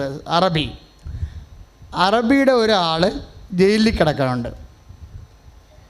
അയാളെ ജാമ്യത്തിൽ ഇറക്കണം. അതിന് അറബി എന്ത് ചെയ്ത്, നമ്മുടെ നാട്ടിലുള്ള ആൾ അറബിയുടെ വേറെ ഒരു പണിക്കാരനുണ്ട്, ജോലിക്കാരനുണ്ട്, അവൻ്റെ പാസ്പോർട്ട് കൊണ്ടുപോയി വെച്ചിട്ട് അറബി തൻ്റെ കൂട്ടുകാരനെ പുറത്ത് ഇറക്കി, ജയിലിൽ നിന്ന് ഇറക്കി. പക്ഷെ ഒരു കുഴപ്പമുണ്ടായി. ആ ജയിലിൽ നിന്ന് ഇറക്കിയവൻ ജാമ്യത്തിൽ ഇറങ്ങിയതില്ലേ, ഈ പാസ്പോർട്ട് ജാമ്യത്തിൽ അവൻ മുങ്ങിക്കളഞ്ഞു. അവൻ മുങ്ങിക്കളഞ്ഞിട്ട് അവനെ കാണാനില്ല. അറബിക്ക് അറിയത്തില്ല ഇവിടെ പോയെന്ന്. അവൻ ഭയങ്കര ഫ്രോഡായിരുന്നു. അതോടുകൂടി എയർപോർട്ട് ബ്ലോക്കായി. ഇവൻ്റെ പേരടിക്കുമ്പോൾ ഈ പാവപ്പെട്ടവനാണ് ഇവൻ ഒന്നും അറിഞ്ഞിട്ടില്ല. അവൻ്റെ പേര് കമ്പ്യൂട്ടറിൽ അടിക്കുമ്പോൾ ബ്ലോക്ക് അടിക്കും. Airport block. അവൻ നാട് വിട്ടു അവിടെ നിന്ന് നമ്മുടെ കേരളത്തിലേക്ക് വരാൻ പറ്റണില്ല. കാര്യം അവൻ്റെ പാസ്പോർട്ട് വെച്ച് അവൻ്റെ പാസ്പോർട്ട് വെച്ച് ജാമ്യം എടുത്തവൻ മുങ്ങിയത് കാരണം അവന് എയർപോർട്ട് ബ്ലോക്കായി. അങ്ങനെ 1 മാസം 2 മാസം ഈ അറബി 3 മാസം പട്ടാങ്ങി പറയണം വരും തീർച്ചയായിട്ടും വരും അവൻ, അപ്പോഴേ നിനക്ക് പോകാൻ പറ്റും, നാളെ വരും, മറ്റന്നാൾ വരും, 3 മാസം കഴിയുമ്പോൾ വരും. ഇങ്ങനെ 1.5 കൊല്ലമായി. അവൻ്റെ അമ്മ ഇവിടെ നാട്ടിൽ കിടന്ന് വിഷമിക്കുകയാണ് വല്ലാതെ. അവർ വന്ന് അവസാനം പട്ടാങ്ങി അമ്മയോട് പറഞ്ഞു, അമ്മ ഉടമ്പടി ചെയ്ത് ഇങ്ങനെ ഇതാണ് സംഭവം, എയർപോർട്ട് ബ്ലോക്കാണെന്ന്. എയർപോർട്ട് ബ്ലോക്കാണെന്ന് ഉടമ്പടി ചെയ്ത് 3 ദിവസം കഴിഞ്ഞപ്പോൾ നിയമം മാറി. അവിടെ പുതിയ നിയമം വന്നു അവിടെ. Price the Lord. എന്നിട്ട് ഇവൻ്റെ മൊബൈലിലോട്ട് വരികയാണ്. നിങ്ങളുടെ പ്രശ്നങ്ങൾ തീർന്നു, പുതിയ നിയമം വന്ന കാരണം നിങ്ങൾക്ക് ഇനി നിങ്ങളത് ബാധ്യതയില്ല, അതുകൊണ്ട് ദയവായിട്ട് പാസ്പോർട്ട് കൊണ്ടുവന്ന് കൊടുക്കണേ. പാസ്പോർട്ട് കൊണ്ടുവന്ന് അവൻ്റെ മുറി കൊണ്ടുവന്ന് കൊടുത്തിരിക്കുകയാണ് 3 ദിവസം കഴിഞ്ഞപ്പോൾ. അതിനേക്കാൾ രസം എന്ന് വെച്ചാൽ ഇവർ ഈ പാസ്പോർട്ട് കിട്ടണ ദിവസം തന്നെ മറ്റവനെ പോലീസ് അറസ്റ്റ് ചെയ്ത്. പല പരിപാടി ഉണ്ട് കയ്യിൽ. അതായത് ഇത് യുക്തിയിലാണ് വർക്ക് ചെയ്യണത്, അല്ല ദൈവത്തിൻ്റെ ശക്തിയിലാണ്. ഉടമ്പടി വർക്ക് ചെയ്യണ യുക്തിയിലല്ല, ഒരു രാജ്യത്തിന് നിയമം അമ്മ മാറ്റും. സ്തുതിയുടെ ഹല്ലേലൂയ.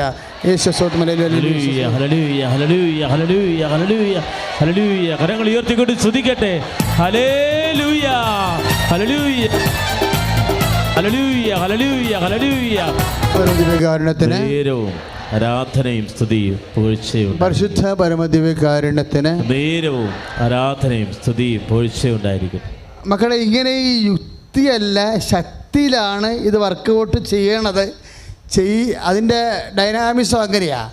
അതുകൊണ്ടാണ് ഞാൻ നിങ്ങളോട് എങ്ങനെ ശക്തി ധരിക്കാവുന്നതിനെക്കുറിച്ച് പറയണത്. നമ്മളെ ഉടമ്പടിയിൽ 6 കാര്യങ്ങൾ എഴുതണില്ലേ, അതെല്ലാം ഇപ്പം 3 പ്രാവശ്യം വചനങ്ങൾ, 3 പാപങ്ങൾ ഉപേക്ഷിക്കുക അല്ലേ. ആ 3 പാപങ്ങൾ ഉപേക്ഷിക്കുന്ന പറയുമ്പോൾ ഒരാഴ്ച കൊണ്ട് 3 പാപമോ 1 മാസം കൊണ്ട് 3 പാപം ഉപേക്ഷിക്കാൻ കഴിഞ്ഞാൽ അപ്പോൾ നിങ്ങൾ കൈയും കെട്ടിയിരിക്കരുത്.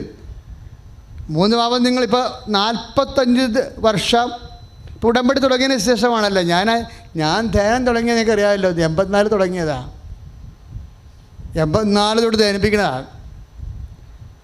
ഇപ്പോഴത്തെ ഉടമ്പടി വരുന്ന ചില മദ്യപാനങ്ങളും ലഹരി പദാർത്ഥങ്ങളുടെ ഉപയോഗം നിർത്തിയെന്ന് കേൾക്കുമ്പോൾ ഞാൻ ഞെട്ടുകയാണ്.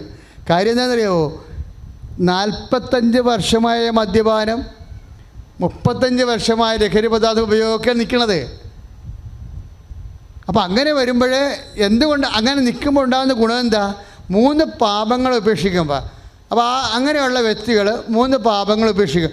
അതിനൊരു മാസം കൊണ്ട് 3 പാപം ഉപേക്ഷിച്ച് വിചാരിച്ചോ, പക്ഷേ അടുത്ത മാസം എന്ത് ചെയ്യും? അടുത്ത മാസം അയാൾ വെറുതെ കൈ കഴുകിട്ടിരിക്കും. അങ്ങനെയല്ല, 3 പാപം ഉപേക്ഷിച്ച അടുത്ത മാസം അടുത്ത 3 പാപത്തെ ടാർഗറ്റ് ചെയ്യണം. ദൈവത്തിന് നമ്മൾ സിൻസിയറാണെന്ന് തോന്നണം. കാര്യം ഈ നിയമം മാത്രം നിറവേറ്റിയ പ്രതിഫലം കിട്ടുന്ന രീതിയിലല്ല ബൈബിൾ അറേഞ്ച് ചെയ്തിരിക്കുന്നത്. ഇപ്പം നിങ്ങളോട് ഞങ്ങൾ എന്താ പറഞ്ഞത്? 3 പാപം ഉപേക്ഷിക്കുക. ഇപ്പം നമ്മൾ അസൂയ ഉണ്ടായി, ഇപ്പം തന്നെ അമ്മച്ചിയുടെ കാര്യം പറഞ്ഞില്ലേ, വിദ്വേഷം ഉണ്ടായി, അല്ലെങ്കിൽ അരിശമുണ്ടായി എന്ന് പറയും. അപ്പോൾ അമ്മച്ചി മരുമോള് വീട്ടിൽ നിന്ന് ഇറങ്ങാൻ വന്നപ്പോഴും വീടടച്ചിട്ടപ്പോൾ പുറത്ത് നിർത്തിയപ്പോഴും അമ്മയ്ക്ക് ഭയങ്കര സങ്കടം ഉണ്ടായി ഇല്ലേ. പക്ഷേ അമ്മച്ചി ആ മരുമകളെക്കുറിച്ച് മറ്റുള്ളവരോട് പറഞ്ഞു കഴിഞ്ഞാൽ അമ്മച്ചിക്ക് അതിനകത്ത് വൈരാഗ്യം ഉണ്ടെന്ന് അതിൻ്റെ അർത്ഥം ഇല്ലേ. അപ്പോഴേ കർത്താവ് ചോദിക്കും, വൈരാഗ്യം ഉണ്ടല്ലേ, അപ്പോഴേ കുന്നും മലയും നിരപ്പാകാതെ എനിക്ക് വരാൻ പറ്റത്തില്ലല്ലോ, വളഞ്ഞത് നേരെയാകാതെ എനിക്ക് വരാൻ പറ്റത്തില്ലല്ലോ. അപ്പം അതാണ് ലൂക്കായുടെ സുവിശേഷത്തിലായാലും 3 തൊട്ടുള്ള വചനങ്ങൾ, 3:10 തൊട്ടുള്ള വചനങ്ങൾ യോഹന്നാൻ്റെ പ്രഭാഷണങ്ങളാണ്. നിങ്ങൾക്ക് വീട്ടിൽ പോയി വായിക്കണേ. കുന്നും മലയും നിരത്തപ്പെടും. അപ്പോൾ അതായത് ആ പ്രഭാഷണം കഴിയുമ്പോൾ ഓരോരുത്തർ വന്ന് യോഹന്നാനൊക്കെ എന്ന് ജ്ഞാനസ്ഥാനം സ്വീകരിക്കുന്നുണ്ട്. അവർ ചോദിക്കുന്ന ചോദ്യം എന്താ?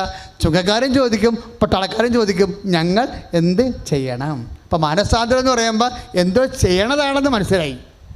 അല്ല കൈയും കെട്ടിയിരിക്കണമല്ല, ചെയ്യണതാ.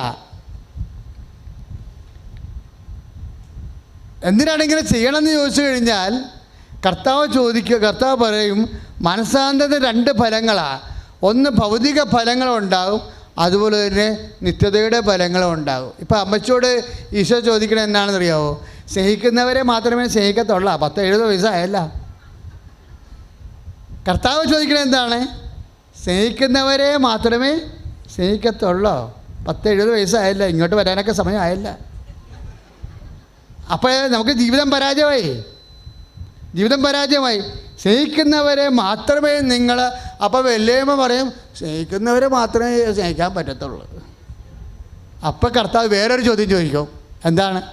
പ്രതിഫലത്തിന് എന്താണ് അവകാശമെന്ന്. അവിടെയാണ് പ്രശ്നം. കാര്യം ഇതെല്ലാം ഇപ്പം നമ്മൾ ലൂക്കായുടെ സുവിശേഷമാണ് അച്ഛൻ ഇപ്പോൾ പറഞ്ഞുകൊണ്ടിരിക്കുന്നത് അല്ലേ? ലൂക്ക 6-ാം അധ്യായം 32 മുതലുള്ള തിരുവചനങ്ങളാണ്. 33, 34, അതായത് 6-ാം അധ്യായം. നിങ്ങൾ സ്നേഹിക്കുന്നവരെ മാത്രമേ നിങ്ങൾ സ്നേഹിക്കത്തുള്ളെങ്കിൽ പ്രതിഫലത്തിന് എന്താണ് അവകാശം? ഇപ്പോൾ 2 കാര്യം ഈശോ അതിൻ്റെ അകത്ത് പറയുന്നുണ്ട്. ഒന്നെന്താണ്? പ്രതിഫലം നിങ്ങളുടെ അവകാശമാണ്. പക്ഷേ അവകാശമാണ് പ്രതിഫലം. പക്ഷേ അവകാശം പ്രാപിക്കണമെന്നുണ്ടെങ്കിൽ അവകാശം പ്രാപിക്കാൻ പറ്റുന്ന രീതിയിൽ ജീവിതം സുവിശേഷ വിഹിതമായി പുനഃക്രമീകരിക്കേണ്ടി വരും. ഉടമ്പടി അതിലെയാണ് സഞ്ചരിക്കുന്നത്.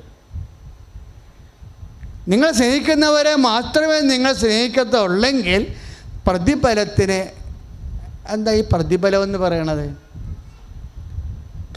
അതായത് ഇപ്പോൾ നമ്മളുടെ 22-ാം അധ്യായം വെളിപാടിൻ്റെ പുസ്തകം 22-ാം അധ്യായത്തിൽ പറയും, ഇതാ ഞാൻ വരുന്നു, എൻ്റെ പ്രതിഫലവും കൊണ്ടുവരുന്നു എന്ന് പറയും. Price the Lord, hallelujah. ഈ വചനം പ്രതിഫലം എന്ന് പറയണതേ നിത്യതയെ ഉദ്ദേശിച്ചാണ് ഈ പറയണത്. മനസ്സിലായോ? നിത്യത എന്ന് പറഞ്ഞാൽ നിത്യജീവന ഈ പ്രതിഫലം എന്ന് പറയുമ്പോൾ അതായത് വചനത്തിൽ ഒത്തിരിയേറെ സ്ഥലങ്ങളിൽ ഇപ്പോൾ ലൂക്ക 6-ാം അധ്യായം 30 തൊട്ട് 38 വരെയുള്ള തിരുവചനങ്ങളിലെല്ലാം പ്രതിഫലം പറയുന്നുണ്ട്. പ്രതിഫലത്തിന് എന്താണ് അവകാശമെന്ന്. അപ്പോൾ നമ്മൾക്ക് പ്രതിഫലം എന്ന് പറയണത് ഈശോ ക്രൂശിക്കപ്പെട്ടിട്ട് നേടിയെടുത്തതാണ് പ്രതിഫലം. ഈ പ്രതിഫലം ഉണ്ടാക്കിയതാരാ? ആളിൻ്റെ കുരിശുമരണമാണ് ഉണ്ടാക്കിയത്. ഈ ആളിൻ്റെ കുരിശുമരണത്തിൽ നിന്ന് നമുക്ക് ലഭിക്കണത് എന്താണ്? നിത്യജീവനാണ്. കൃപയ്ക്കാണ് ഈ പ്രതിഫലം എന്ന് പറയണത്. നീ സ്നേഹിക്കുന്നവരെ മാത്രമേ സ്നേഹിക്കത്തുള്ളെങ്കിൽ ഞാൻ നേടിയെടുത്ത അപ്പൻ്റെ പ്രസാദത്തിൽ, നിൻ്റെ ആത്മാവിനെ പറ്റുന്ന പ്രസാദത്തിൽ, നിത്യമഹത്വത്തിന് നിനക്കെന്താണ് അവകാശമെന്ന്. Praise the lord. അവിടെ ഒരു പ്രശ്നം പറയണത് എന്താണെന്നറിയാവോ മക്കളെ? അതായത് ജീവിത അനുഭവങ്ങൾ 2 തരമാണ്. അതായത് നമ്മളോട് സ്നേഹം കാണിക്കുന്നവരെ, നമ്മളെ സന്ധിക്കുന്നവരെ, സംരക്ഷിക്കുന്നവരെ നമ്മൾക്ക് തരണ എന്താ? ഭൗതികമായ സുഖങ്ങളും സൗകര്യങ്ങളുമാണ് തരണത്. അപ്പം നിന്നെ സ്നേഹിക്കുന്നതിൻ്റെ അപ്പോൾ ചില മരുമക്കളെക്കുറിച്ച് ചില അമ്മമാർ വന്ന് പറയും, എൻ്റെ അച്ഛാ പ്രാർത്ഥിച്ച മാതാവ് തന്നതാ എൻ്റെ മകളെ. സത്യം പറയാമല്ല അച്ഛാ, അവൾ കേൾക്കണില്ല, എൻ്റെ മകളേക്കാൾ സൂപ്പറാണ്. അത് ഞാനൊരു 100 പ്രാവശ്യം കേട്ടിട്ടുണ്ട്, നല്ല മരുമക്കൾ, സൂപ്പർ മരുമക്കൾ. അപ്പോൾ ഞാനൊന്നും മിണ്ടത്തില്ല. എന്താ കാര്യം എന്നറിയാവോ? അത്രയും നല്ല മരുമകൾക്ക് അമ്മയ്ക്ക് കൊടുക്കാൻ പറ്റണത് എന്താ? 70 കൊല്ലത്തെ കഞ്ഞിയും ചോറും വേണേൽ കുളിപ്പിച്ചും കൊടുക്കും, അത്രേ ഉള്ളൂ. ഇത്രയും നല്ലൊരു മരുമകൾക്ക് അമ്മായി അമ്മയ്ക്ക് കൊടുക്കാൻ പറ്റണത് എന്താ? 85 വർഷം വരെ ജീവിച്ചിരിക്കണമെങ്കിൽ ഭക്ഷണം കൊടുക്കും, മരുന്ന് വാങ്ങിച്ച് കൊടുക്കും, അമ്മ കിടക്കാൻ നേരത്ത് വേണമെങ്കിൽ വീശി കൊടുക്കും, അത്രയൊക്കെ ഉള്ളു. വേണമെങ്കിൽ അനങ്ങാൻ പറ്റത്തില്ല, ബാത്റൂമിൽ പോകാൻ പറ്റത്തില്ല, പിടിച്ചുകൊണ്ടേ കൊടുക്കും, അല്ലെങ്കിൽ കുളിപ്പിക്കും. ഏത് ഈ ശരീരത്തിട്ട് കാണിക്കാൻ പറ്റത്തുള്ളൂ. അത് ഇത്ര കൊല്ലം കാണിക്കാൻ പറ്റും? 80 കൊല്ലം മാക്സിമം. പക്ഷെ മറ്റേ മരുമകളില്ലേ, അവളാണ് നമുക്ക് നിത്യത തരണത്. എന്താ കാര്യം എന്നറിയാവോ? അവൾ ഈ ഭൂമിയിൽ നിന്നെ വളർത്തുകയാണ് ശരിക്കും. എന്താണ്? ക്ഷമ ഉൽപ്പാദിപ്പിച്ചുകൊണ്ട്, സഹനം. അവളാണ് എൻ്റെ യഥാർത്ഥത്തിൽ ആൾ. അവൾ അറിയുന്നില്ല. പക്ഷെ നിൻ്റെ കയ്യിലാണ് താക്കോലിരിക്കുന്നത്. അതായത് നമ്മൾക്ക്, എൻ്റെ മക്കളെ, ഈ കുരിശെന്ന് പറഞ്ഞാൽ എന്താ? ഈശോ പൂങ്കാവനത്തിൽ പ്രാർത്ഥിച്ചില്ലേ, അപ്പം സാധ്യമെങ്കിൽ ഈ പാനപാത്രം എന്നെ കടന്നു പോകട്ടെ, എങ്കിലും എൻ്റെ ഇഷ്ടമല്ല അങ്ങയുടെ ഇഷ്ടം. അപ്പം അങ്ങയുടെ ഇഷ്ടത്തിൻ്റെ പേരെന്താ? കുരിശ്. നമ്മൾ കുരിശെന്ന് ആദ്യമേ പറഞ്ഞാണ് കുളമായി പോയത്. അങ്ങയുടെ ഇഷ്ടമെന്ന് ആദ്യമേ പറഞ്ഞിരുന്നെങ്കിൽ പ്രശ്നമില്ല. നമ്മുടെ ഇഷ്ടമല്ലാത്തതെല്ലാം അങ്ങയുടെ ഇഷ്ടമാണ്. അതാണ് കുരിശ്, അതാണ് നിത്യത. കൈയടിച്ച് കർത്താവ് hallelujah, hallelujah, hallelujah, hallelujah, hallelujah. കരങ്ങൾ ഉയർത്തിക്കൊണ്ട് സ്തുതിക്കട്ടെ. Hallelujah, hallelujah. കരങ്ങൾ ഉയർത്തി സ്തുതിക്കട്ടെ. കർത്താവോട് ശക്തി നിറയ്ക്കണമേ, പരിശുദ്ധാത്മാവിൽ നിറയ്ക്കണമേ, ജീവിക്കുന്ന ദൈവത്തിന്റെ സാന്നിധ്യം നിറയ്ക്കണമേ. Hallelujah, hallelujah, hallelujah, hallelujah. ആത്മാവേ അഗ്നിയാൽ നിറയണമേ,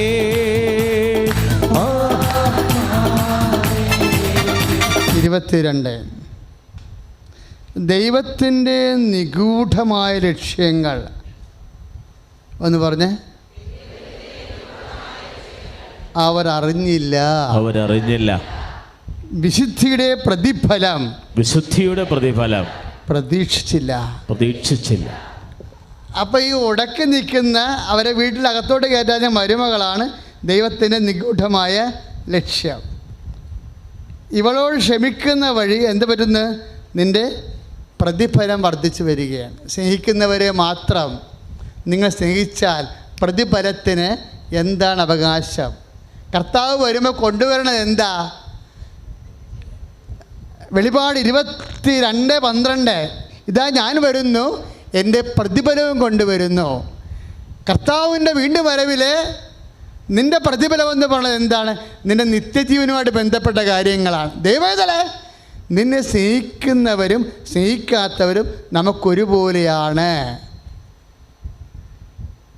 പറഞ്ഞ മനസ്സിലായില്ലേ? സ്നേഹിക്കുന്നവരോടും സ്നേഹിക്കാത്തവരോടും നീ ദൈവത്തിൻ്റെ പൈതലാണെങ്കിൽ ഒരേ സ്നേഹം കാണിച്ചാൽ നിനക്ക് പ്രതിഫലത്തിന് അവകാശം ഉണ്ടാകും. നീ അവരെ ഓർത്ത് കർത്താവിന് നന്ദി പറയുകയും ചെയ്യണം. അതുകൊണ്ട് ഇനിമേൽ ആരോടും നമുക്ക് പരിഭവമില്ല, പരാതിയില്ല. അവരങ്ങനെ ചെയ്തില്ലേ ഇങ്ങനെ ചെയ്തില്ലേ എന്ന് വെച്ചുകൊണ്ട് ശേഷം പറച്ചിലില്ല, നമ്മൾ പരദൂഷണമില്ല, ഒന്നുമേയില്ല. എന്താ കാര്യം? ദൈവത്തിൻ്റെ ശക്തി നമ്മുടെ യുക്തിയല്ല. നമ്മുടെ ഉടമ്പടിയിലിരിക്കുന്ന പല കാര്യങ്ങളും, ഇപ്പോൾ 21 വർഷമായിട്ട് മക്കളില്ലാതിരുന്ന ആൾക്കാർ ഉടമ്പടി എടുക്കുമ്പോൾ എങ്ങനെ മക്കളുണ്ടാകണത്? ആകാശത്ത് നിന്ന് പൊട്ടി വീണതാണത്, വേറെ ഒന്നുമല്ല. ഭൂമിയിൽ നിന്ന് മുളച്ചു തന്നെ അല്ലത്. അങ്ങനെ മുളച്ചു വരാനാണെങ്കിൽ 21 വർഷം അവരെ സാക്ഷ്യം പറഞ്ഞപ്പോഴേ ഞാൻ നിങ്ങൾക്ക് നല്ല പ്രായമുണ്ട്, അവരെ നമുക്ക് സന്തോഷം തോന്നും. ഈ പ്രായത്തിലും ദൈവത്തിന് കുഞ്ഞിനെ കൊടുക്കാൻ പറ്റുമല്ലോ എന്ന്. അതെന്താ? യുക്തിയിലല്ല അത്. ഇപ്പം മത്തായി 3:9 ഈ കല്ലിൽ നിന്ന് എബ്രഹാത്തിൻ്റെ സന്തതി ജനിപ്പിക്കാൻ ദൈവത്തിന് കഴിയുമെന്ന് പറയുന്നത് യുക്തി എന്നാണോ ശക്തി എന്നാണ്? ഇതെങ്ങനെ സംഭവിക്കുമെന്ന് ചോദിക്കുമ്പോൾ പറയും അത്യുന്നതൻ്റെ ശക്തി നിന്നെ പ്രവർത്തിക്കും. മക്കളെ, ശക്തി പ്രവർത്തിക്കുമ്പോൾ ശക്തി പ്രവർത്തിക്കാൻ പറ്റുന്ന രീതിയിൽ നമ്മൾ പരുവപ്പെടണം. എന്താ കാര്യം? ശക്തി എങ്ങനെ പ്രവർത്തിക്കണത്? ബലഹീനതയിലാണ് ദൈവത്തിൻ്റെ ശക്തി. ഇപ്പം 2 കൊരിന്ത്യർ 12:9-10 ബലഹീനതയിലാണ് ദൈവത്തിൻ്റെ അപ്പോൾ എന്നിട്ട് പറയും ഞാൻ ബലഹീനനായിരിക്കുമ്പോഴാണ് ഞാൻ ശക്തനായിരിക്കണത്. എങ്ങനെയാണ് നമ്മൾ ബലഹീനനായിരിക്കണത്? ഇപ്പോൾ അകത്ത് കയറ്റാത്ത മരുമകളില്ലേ, അവൾ മൃഗത്തിനേക്കാൾ താഴ്ന്ന സാധനമാണത്. പക്ഷെ അവരോട് മനുഷ്യരെക്കാൾ നിലവാരത്തോടെ നമ്മളവരോട് അതാണ് ശത്രുക്കളെ സ്നേഹിക്കുവിൻ, ദ്രോഹിക്കുന്നവരെ അനുഗ്രഹിക്കുക മാത്രമേ ചെയ്യാവെന്ന് റോമ 14 പറയണത്. എന്താണെന്നറിയാവോ? നമ്മൾ ബലഹീനമായിക്കൊണ്ടിരിക്കുക. ക്ഷമിക്കാൻ ഒരിക്കലും അർഹതയില്ലാത്തവരോട് നമ്മൾ ക്ഷമിക്കും. സഹിക്കാൻ നമുക്ക് അവകാശമില്ലാത്ത കാര്യങ്ങൾ നമ്മൾ സഹിക്കും. എന്താണ്? കർത്താവിനെ പ്രതി നമ്മളെ തന്നെ ബലഹീനമാക്കുമ്പോൾ അത്യുന്നതൻ്റെ ശക്തി പ്രവർത്തിക്കും. ശ്രുതിയുടെ ഹല്ലേലൂയ. Hallelujah, hallelujah, hallelujah. കരങ്ങൾ ഉയർത്തിക്കൊണ്ട് സ്തുതിക്കട്ടെ. ഹല്ലേലൂയ. സമർപ്പിച്ച് പ്രാർത്ഥിക്കുന്നു. മക്കളുടെ വിദ്യാഭ്യാസത്തെ സമർപ്പിച്ച് പ്രാർത്ഥിക്കുന്നു. പരീക്ഷ കാലഘട്ടത്തെ സമർപ്പിക്കുന്നു. ഹല്ലേലൂയ. ഓ ദൈവമേ, ഹല്ലേലൂയ. ഗ്ലോറി ഗ്ലോറി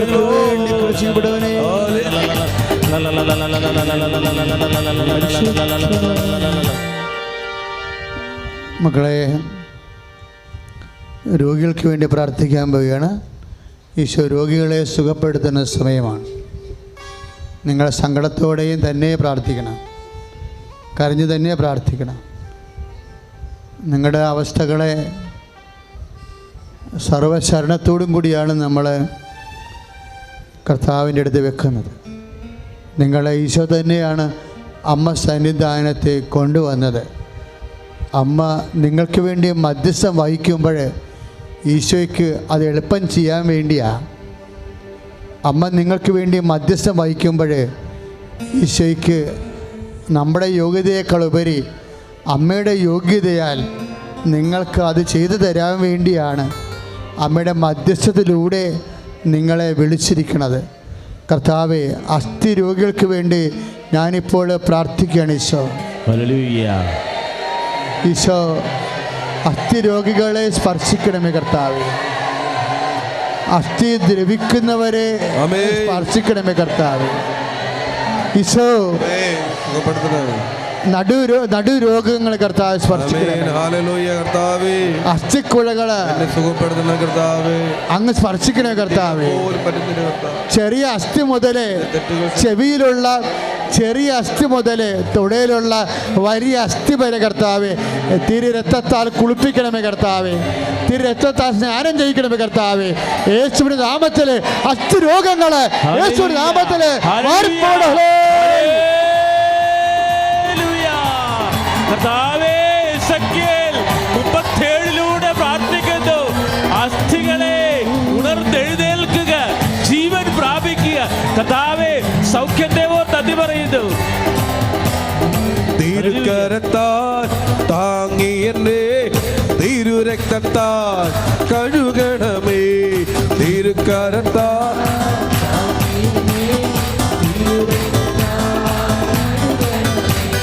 പെരുമഴ പോൽ പെയ്യട്ടെ, പോൽ പെയ്യട്ടെ. യേശുവിന്റെ ഉയർത്തിയടിച്ചു. യേശുവിന്റെ രക്തം, യേശുവിൻ തിരുരക്തം, യേശുവിന്റെ രക്തം, യേശുവിന്റെ രക്തം, യേശുവിൻ തിരുരക്തം. പതകിനിരുന്ന് വേദനയുള്ളവരെ, വേദനയല്ല മക്കളെ, അത് ഇടത് പതകിന് 4 അസ്ഥികൾക്ക് ദ്രവിപ്പുണ്ട്. അതുമൂലം തന്നെ എപ്പോഴും ഇടയ്ക്കിങ്ങനെ വേദന കൊണ്ട് ഉരുകുന്ന വ്യക്തിയാണ്. ആ വ്യക്തിയെ കർത്താവ് ഇപ്പോൾ സ്പർശിച്ചു കൊണ്ടിരിക്കണം. ഹല്ലേലൂയ.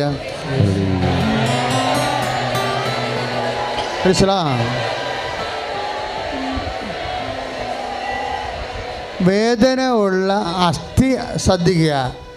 അസ്ഥി വേദനയുള്ള അല്ലെങ്കിൽ പേശി വേദനയുള്ള സ്ഥലത്ത് നിന്ന് കുറേ രോമങ്ങൾ പൊഴിഞ്ഞു പോയിട്ടുണ്ട്. മുട്ട് പ്രത്യേകിച്ച് ഈശോ കാണിച്ചു തരികയും ചെയ്യുന്നുണ്ട്. അതായത് രോമങ്ങൾ കൊഴിഞ്ഞു പോവുകയും വേദനയുള്ള ആ വ്യക്തിയെ കർത്താവ് ഇപ്പോഴും സ്പർശിച്ച് സുഖപ്പെടുത്തിക്കൊണ്ടിരിക്കുന്ന.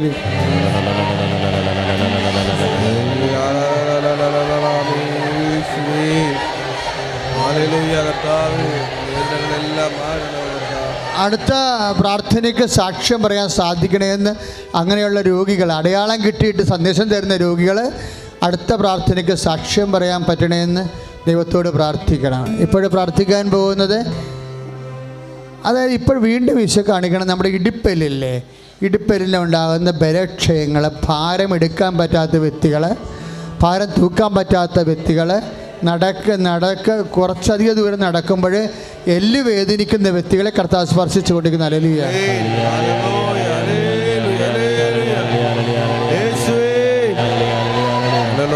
ഹല്ലേലൂയ, പരിശുദ്ധ പരമദിവ്യകാരുണ്യത്തിന് ആരാധനയും സ്തുതിയും പുകഴ്ചയും ഉണ്ടായിരിക്കട്ടെ. മക്കളെ, കരള്, കിഡ്നി, ഹൃദയം, ഇത്രയും അവയവങ്ങളെ സമർപ്പിച്ച് പ്രാർത്ഥിക്കാൻ പോവുകയാണ്.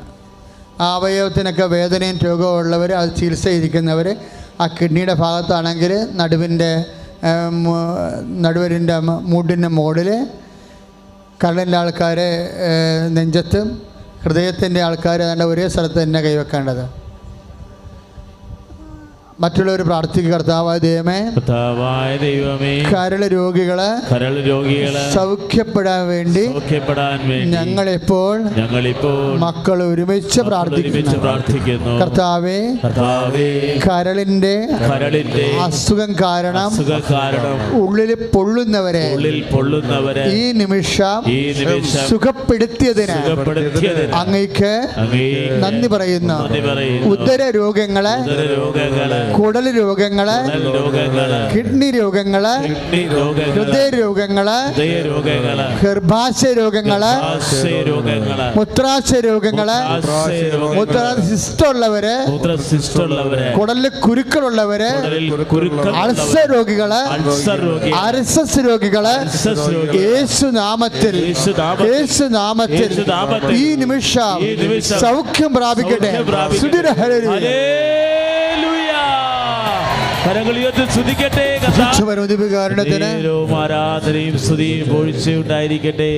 പ്രിയമുള്ളവരെ, വിവാഹ തടസ്സമുള്ളവരെ വേണ്ടി പ്രാർത്ഥിക്കാൻ പോകുന്നു. മക്കളില്ലാത്തവർക്ക് വേണ്ടി പ്രാർത്ഥിക്കാൻ പോകുന്നു. ജോലി ഒത്തുവരാത്തവർക്ക് വേണ്ടി പ്രാർത്ഥിക്കാൻ പോകുന്നു. ഇപ്പോഴുള്ള ജോലി കൊണ്ട് കുഞ്ഞുങ്ങളെ പോറ്റാൻ പറ്റാത്തവർ, കടങ്ങൾ പരിഹരിക്കാൻ പറ്റാത്തവർ, വീടില്ലാത്തവർ, സ്ഥലമില്ലാത്തവർ, വിദേശ ജോലിക്ക് വേണ്ടി പരിശ്രമിക്കുന്നവർ, വിദേശ പഠനത്തിന് വേണ്ടി ശ്രമിക്കുന്നവർ, നാട്ടിൽ ജോലിക്കും പഠനത്തിനും വേണ്ടി പ്രയാസപ്പെടുന്നവർ, സാമ്പത്തിക ബാധ്യതയുള്ളവരെല്ലാവരും ശക്തമായ ശ്രുതിയുടെ ഹല്ലേലൂയ.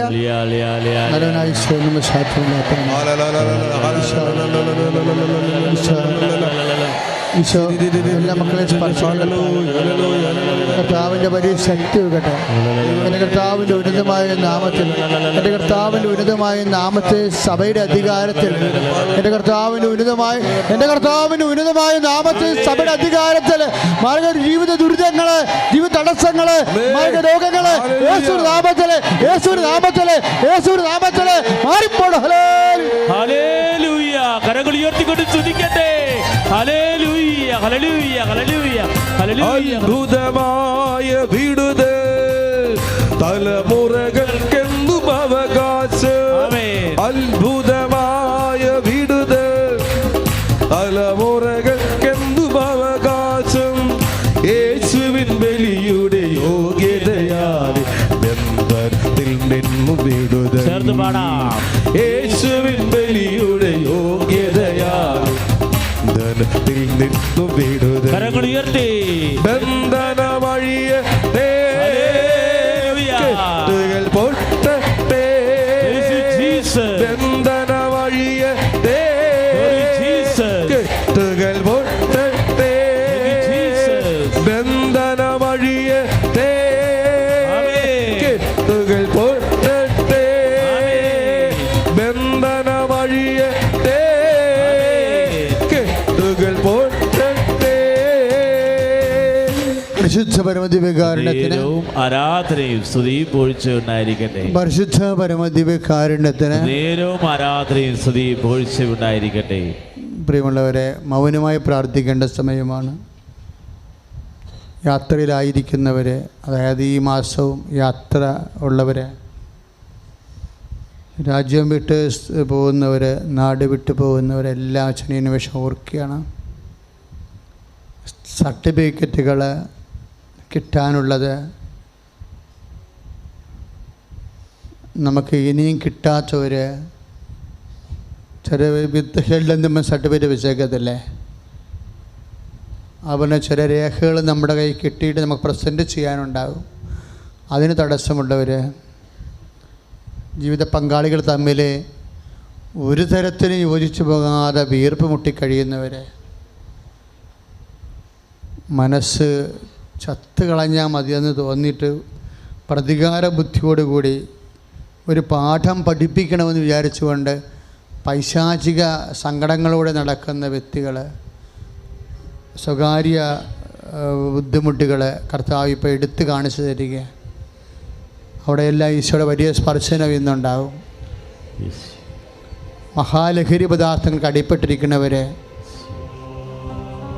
ചീത്ത പടങ്ങൾക്കും ചീത്ത സൈറ്റുകൾക്കും അടിപ്പെട്ടതിൻ്റെ പേരിൽ കുടുംബജീവിതത്തിൻ്റെ ബന്ധങ്ങളില്ലാതിരിക്കുന്നവർ എല്ലാവരും ഈ സമയത്ത് പ്രാർത്ഥനയിൽ ഓർക്കേണ്ടതാണ്.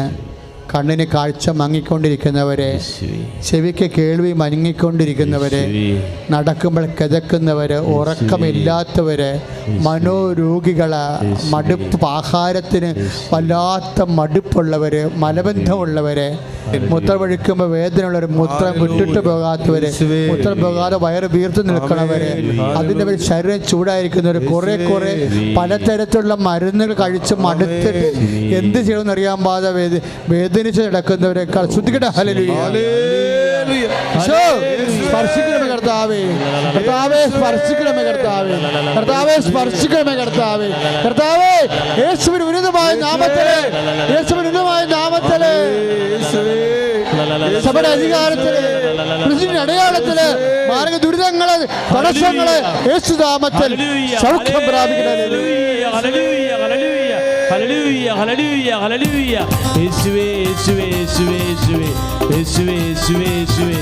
കരങ്ങളടിച്ചു. യേശുനാമം അതിശയനാമം, ഏഴയനിക്കുമ്പ നാമം. യേശുനാമം